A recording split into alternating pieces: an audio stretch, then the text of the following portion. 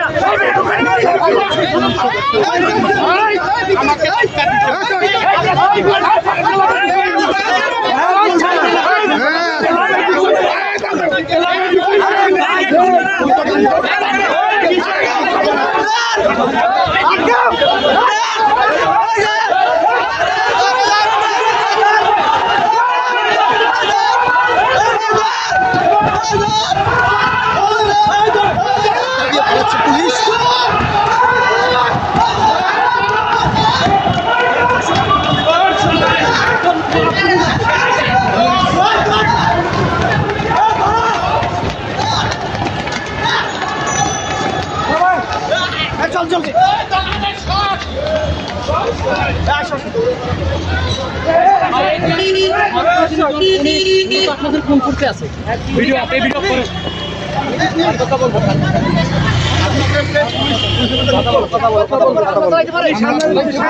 বলেন তো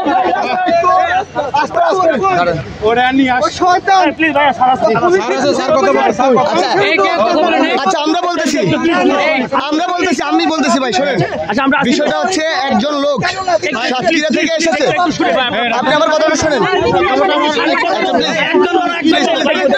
ভাই। বিষয়টা হচ্ছে একজন লোক সাতক্ষীরা থেকে এসেছে, সে প্রেস ক্লাবের সামনে নিজের গায়ে পেট্রোল ঢেলে দিছে। এর আগে কওমি মাদ্রাসার দুই গ্রুপ আমরা ধরে নিচ্ছি, একটা পক্ষ আরেকটা পক্ষকে বিভিন্ন উল্টাপাল্টা ক্যাপশন দিয়ে ফেসবুকে লাইভ করতেছে। এদিকে কওমি শিক্ষার্থীরা ওই ছাত্রলীগকে ধরছে, ওইদিকে চলতেছে টানা হেসরা।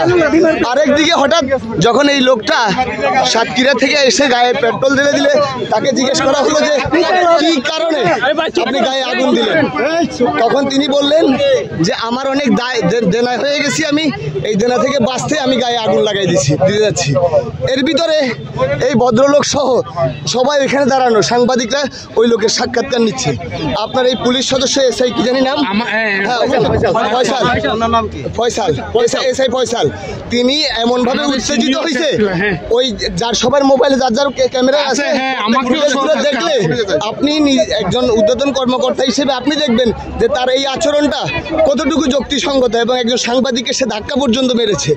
আমার কথা হচ্ছে এর আগে এই যে এই লোকের সামনে রিক্সাওয়ালাকে সে একটা লাথি মেরেছে। এখন আমাদের কথা হচ্ছে পুলিশ বাহিনী গঠনের পর থেকে যে অর্জন, সেটি 2024 সালে সেটি ধ্বংস করে দিয়েছে এই অর্জনটা। আপনারা না, আপনাদের কিছু কিছু পুলিশ সদস্য, সবার কথা বলবো না। তাহলে আজকে 24 পরবর্তী সময়ে পুলিশের আচরণ, পুলিশের সংস্কার সব কিছু নিয়ে আমরা খুব গর্ববোধ করব। সেখানে পুলিশের এই আচরণ কেন? আসলে আমি ব্যাপারটা আপনার কাছে শুনলাম, এখন আমি তো ওই জায়গাটা ছিলাম না, আমি আপনার কাছে যার কথা শুনলাম আমি একটু আমি পর্তৃপক্ষকে জানাই যে এই ঘটনা ঘটছে, ওনারা একটা ব্যবস্থা নেবেন। কি বলবো মাসুদ ভাই, আচ্ছা ওইখানে আরো তো যারা ভাই আমরা করে বলছে এই ফসল এখান থেকে চলে যাও। আচ্ছা, ওরা মানে যেভাবেই হোক আমাকে পরে বলতেছে ভাই আমি তো আসলে আপনাকে চিনি নাই, ধাক্কা দিয়ে দিই আমাকে বড় মাসুদ এখানে সব কথাই কেউ সিনিয়র, আপনারা ওনার বিরুদ্ধে সব কথা আপনি তো এখানে সবাই দেখছেন, আমাকে আপনি কোনো ডিপার্টমেন্ট এখানে ছিলাম আজকে আরেকটা জিনিস মাসুদ ভাই, আরেকটা জিনিস অ্যাড করি। আজকে যেভাবে সিনি ওদিক থেকে দৌড়াই আসছেন, এটা আমরা কখনো প্রত্যাশা করিনি। একজন পুলিশ সদস্যকে এইভাবে প্রকাশ্যে দাবড় দিবে, সে এসে আপনাদের ভিতরে ঢুকেছে। আপনি আমাদের ডিপার্টমেন্টাল, আপনাদের বিভাগীয় কি ব্যবস্থা নেবেন যদি এটা